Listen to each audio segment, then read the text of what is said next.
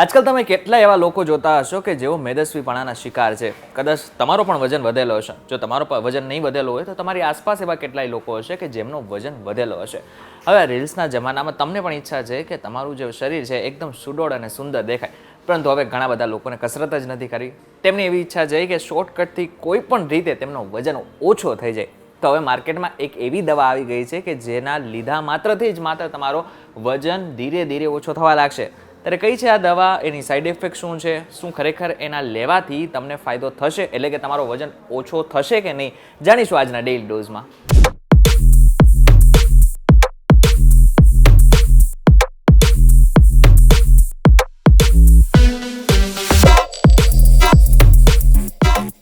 Hello focus, VTV ગુજરાતી.com પર તમે જોઈ રહ્યા છો ડેઇલી ડોઝ. હું છું કરણ. સીધા ટોપિક ઉપર આવીએ.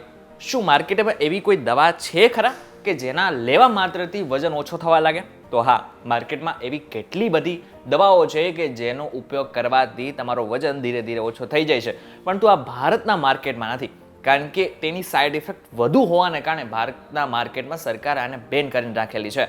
પરંતુ central drug standard control organisation એટલે કે CDSCOએ વજન ઘટાડવાની દવા ટિર્ઝેપેટાઇડને લીલી ઝંડી આપી દીધી છે. હવે ટિર્ઝેપેટાઇડ નામની જે દવા છે માર્કેટમાં હમણાં જ આવી જશે, એટલે કે ભારતના માર્કેટમાં થોડા સમય બાદ જ આની અવેલેબિલિટી થઈ જશે.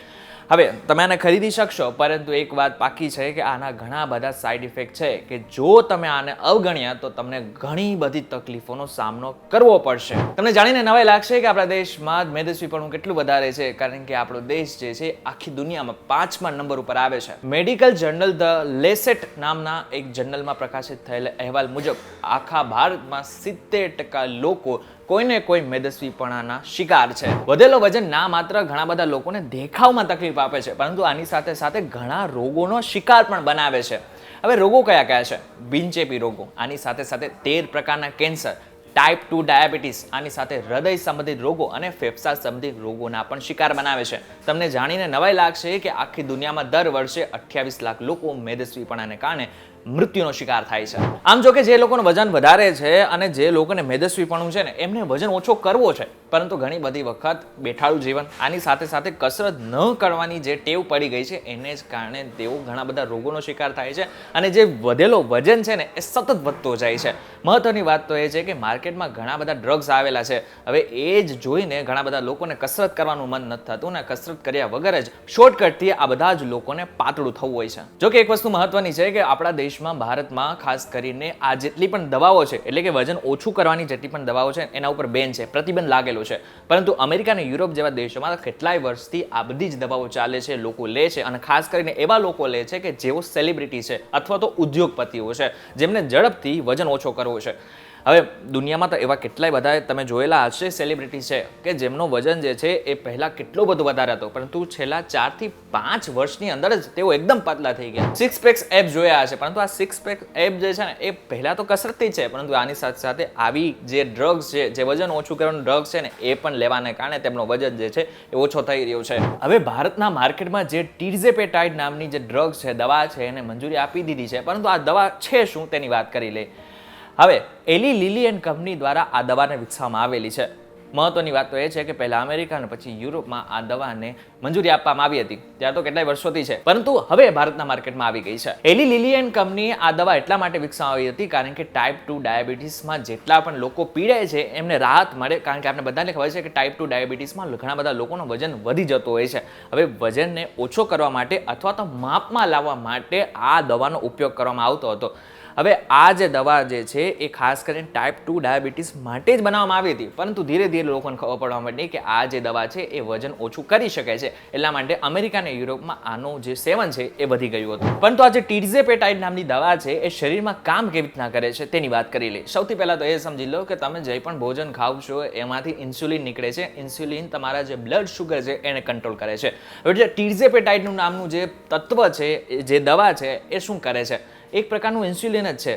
ઠીક છે. હવે ઇન્સ્યુલિન જે છે એ બ્લડ શુગરને કંટ્રોલ કરવા લાગે છે અને તમને જે ભૂખ લાગે છે એ ઓછી થવા લાગે છે. હવે તમને ભૂખ ઓછી લાગશે એટલે કે તમે ખોરાક ઓછો ખાશો અને જેવો તમે ખોરાક ઓછો કરી નાખશો આનાથી તમારું વજન આપોઆપ ઓછો થવા લાગશે. તમે એ તો ખબર પડી ગઈ કે આ ટિર્ઝેપેટાઇડ નામની દવા છે એ કેવી રીતના આપણા શરીરમાં કામ કરે છે, પરંતુ શું તમને ખબર છે કે આના ઘણા બધા સાઇડ ઇફેક્ટ પણ છે, કારણ કે આ એક પ્રકારનું હોર્મોન્સને કંટ્રોલ કરતું તત્વ છે. હવે આનાથી ભૂખ ઓછી લાગે છે અને મેટાબોલિક રેટને ઓછું કરીને પાચનની જે પ્રક્રિયા છે ને એ ધીમી કરી નાખે છે. હવે એટલું તો તમને ખબર પડી ગઈ, પરંતુ પાચનની પ્રક્રિયા ધીમી કરવાને કારણે આપણા શરીરમાં ઘણા બધા ચેન્જીસ આવવા લાગે છે, કારણ કે જેવું પાચનની પ્રક્રિયા ધીમી થાય કે તરત જ આપણા શરીરના જેટલા પણ ઓર્ગન્સ છે એને અસર થવા લાગે છે.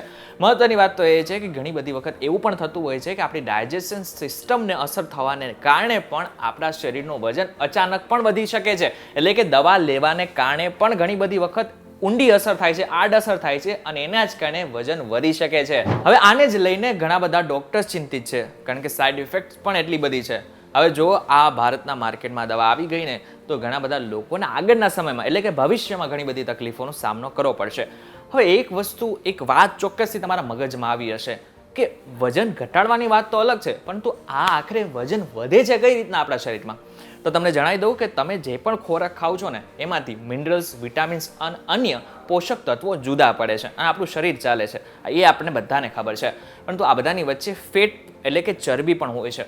હવે ઘણી બધી વખત ફાસ્ટફૂડ ખાવાને કારણે અથવા તો જે બેઠાડું જીવન જીવવાને કારણે આપણા શરીરમાં ચરબી જમા થવા લાગે છે અને આની સાથે સાથે આપણું જે અનહેલ્ધી ફેટ છે એમાં પણ વધારો થાય છે. આમ પણ ફાસ્ટફૂડમાં અનહેલ્ધી ફેટ જ હોય છે, જેને કારણે પણ વજન વધતો હોય છે. હવે જે લોકોને આખો દિવસ ઓફિસમાં બેસીને કામ કરવાનું છે એ બધા લોકોનું જે જીવન છે એ બેઠાડું જીવન ગણવામાં આવે છે. હવે જે લોકોનું બેઠાડું જીવન છે એમને પણ પાચનની ક્રિયા ઓછી થવાને કારણે, નબળી પડવાને કારણે અને અનહેલ્ધી ફેટ ભેગું કરવાને કારણે પણ ઘણી બધી વખત વજન વધતો હોય છે. હવે જે લોકો ફાસ્ટફૂડ ખાવાના શોખીન છે એ લોકો માટે ખાસ ચેતવણી છે, કારણ કે ફાસ્ટફૂડમાં અનહેલ્ધી ફેટ હોય છે અને કેલરીઝ પણ એટલી પ્રમાણમાં હોય છે. હવે જે લોકોનું વજન વધી ગયો છે એમને કરવાનું છે શું દરેક વખતે તમારે દવા લેવાની જરૂર છે? ના, બિલકુલ જરૂર નથી. તમારે ખાલી ને ખાલી બે જ વસ્તુ કરવાની છે.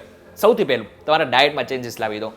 જો તમને ફાસ્ટફૂડ ખાવાના શોખીન છો તમે અને રોજે રોજ અથવા તો અઠવાડિયામાં 2-3 દિવસ તમને ફાસ્ટફૂડ ખાવાનું ગમે છે ને તો તમારી જાતને થોડી કંટ્રોલમાં લાવી દો, કારણ કે ફાસ્ટફૂડમાં કેલરીઝ અને આની સાથે સાથે અનહેલ્ધી ફેટ હોય છે જે તમારા વજન વધવાનું મુખ્ય કારણ છે.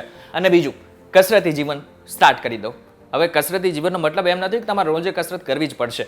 ડૉક્ટર પણ કહે છે કે અઠવાડિયામાં માત્ર 3 દિવસની જો કસરત કરવામાં આવે તો પણ તમારું જે વજન છે એ વધતું નથી, કંટ્રોલમાં રહે છે. હવે તમને એ તો ખબર પડી ગઈ હશે કે આ જે ટિર્ઝેપેટાઇડની દવા છે એ કેવી રીતના કામ કરે છે, એના સાઇડ ઇફેક્ટ શું છે અને આખરે આ માર્કેટમાં ક્યારે આવશે. મહત્વની વાત તો એ છે કે તમારે હવે કરવાનું છે શું? તમારે હવે મેક્સિમમ લોકો સુધી પહોંચાડી દેવાનું છે. મેક્સિમમ લોકો સુધી અને એવા લોકો સુધી પણ પહોંચાડી દેવાનું છે કે જેમનો વજન વધેલો છે. વિડીયો પસંદ આવે તો વિડીયોને મેક્સિમમ લોકો સુધી પહોંચાડીને લાઇક અને સબસ્ક્રાઇબ કરી નાખજો અમારી ચેનલને. બીજી એક મહત્વની વાત, અમારી એક એપ્લિકેશન પણ છે જેનું નામ છે VTBGujarati.com. જે એપ્લિકેશનની જે લિંક છે ને એ ડિસ્ક્રિપ્શનમાં મૂકેલી છે, ત્યાંથી તમે ડાયરેક્ટ આને ઇન્સ્ટોલ કરી શકશો. ફરી મળીશું એક નવા વિડીયો સાથે, નવા કોન્સેપ્ટ સાથે. ત્યાં સુધી મને રજા આપો. નમસ્કાર.